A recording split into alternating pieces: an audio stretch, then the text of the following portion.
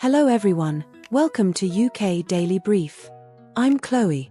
Today is the 29th of December. Let's start with today's weather update. According to the latest forecasts this morning, most parts of the UK will see cloudy and cold conditions today. Temperatures remain generally low, with daytime highs reaching around 5 degrees Celsius, and overnight lows falling to between 1 and 2 degrees. Overall, it's a typical cold winter's day. In London and southern England, skies will stay mostly cloudy throughout the day, with temperatures ranging from 4 to 7 degrees Celsius. There's little chance of rain, but it will feel cold, especially outdoors. Across Wales, conditions will also be largely cloudy, with temperatures between 2 and 5 degrees. There is a risk of frost in the early morning and overnight hours. In Scotland and northern parts of the UK, while widespread snowfall is not expected, temperatures will be particularly low, and wind chill will make it feel even colder. If you're heading out, make sure to dress warmly. A reminder to everyone: during the early morning and late evening, some areas may experience mist, frost, or even patches of black ice. Drivers are advised to take extra care on the roads. In summary, today will be cloudy, cold, and largely dry across the UK. If you're heading out, wrap up warm and stay safe. Let's take a look at today's UK. The key stories you need to know. Blackpool Illuminations get a major upgrade. With cutting-edge digital technology and smart lighting effects lighting up the seafront. Prime Minister Keir Starmer holds an urgent call with Ukrainian President Volodymyr Zelensky, as preparations continue ahead of a possible meeting with President-elect Donald Trump in Florida. A 66-year-old man has died after being fatally punched outside a village pub, with police treating the incident as a homicide. And in a significant shift in deportation policy, the UK government takes a tougher stance, with 3 African countries now playing a key role in new removal agreements. Those are today's main stories from across the UK. One of the UK's most iconic nighttime spectacles, the Blackpool Illuminations, has today released its annual behind-the-scenes production feature. For the first time, organisers have revealed how state-of-the-art digital lighting technology is being used this year to create a dreamlike sea of lights stretching across the entire seafront. Key dates and timings for the event include: the illuminations switch on in late August each year, and will run until Sunday, the 4th of January, 2026. During late December, when darkness falls much earlier, the lights typically turn on at around 4:30 in the afternoon, and switch off between 10:30 and 11 o'clock at night. On New Year's Eve, the display will remain illuminated until midnight. To help boost the winter economy, the festival period has been extended beyond the new year for several consecutive years.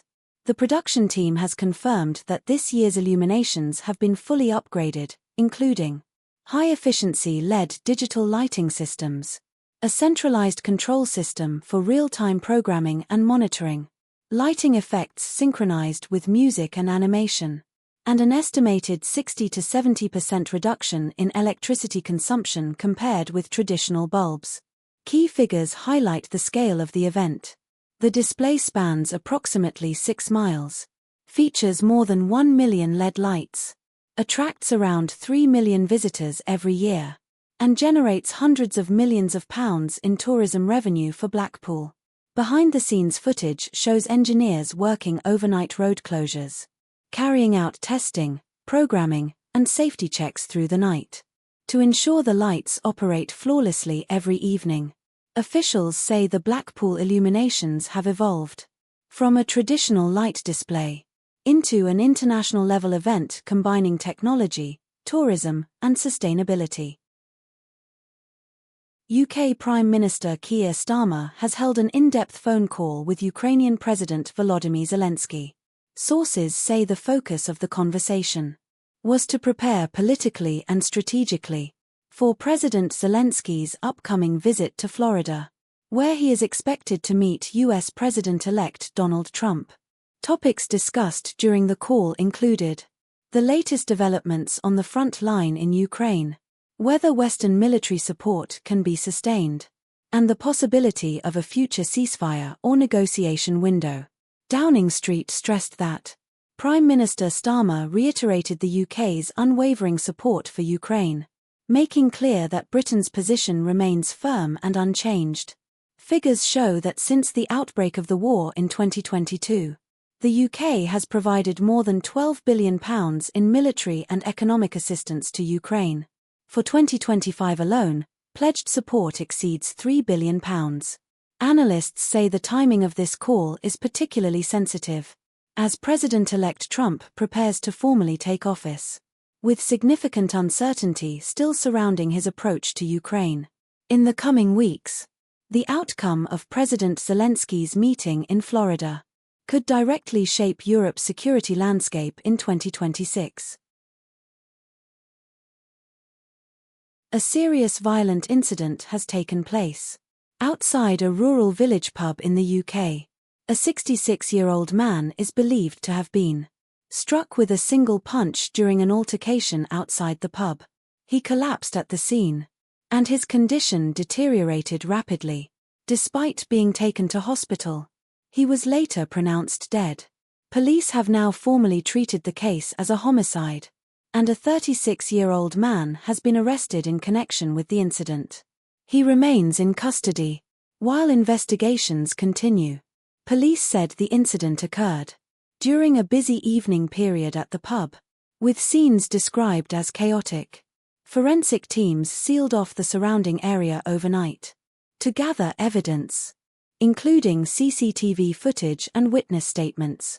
According to official UK crime statistics, alcohol-related violence accounts for more than 30% of serious assault cases in England, with the hours around pub closing times long recognised as a high-risk period. Police are urging anyone who was at the pub that evening, or who may have captured footage related to the incident, to come forward and assist with the investigation. The case has once again drawn attention to how alcohol, loss of emotional control, and short-lived confrontations can escalate rapidly into fatal consequences. The UK Home Office has today formally announced new agreements with Angola and Namibia, aimed at speeding up the removal of illegal migrants. Under the new arrangements, the UK will accelerate deportations of individuals whose asylum claims have been rejected, or who do not have legal permission to remain in the country. The government says these returns partnerships are a key tool in tackling illegal entry and in reducing pressure on the UK's overstretched asylum system. Official figures show that in 2024, the UK received more than 110,000 asylum applications, with over 90,000 cases still waiting to be processed. Ministers estimate that asylum-related costs now exceed £3 billion a year.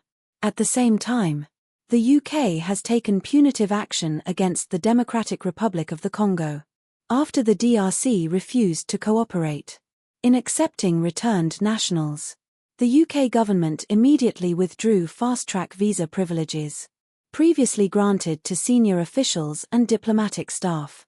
The Home Office stressed that countries which fail to cooperate will not receive special treatment, and that visa policy will now be directly linked to deportation cooperation. Political analysts say the move sends a very clear message.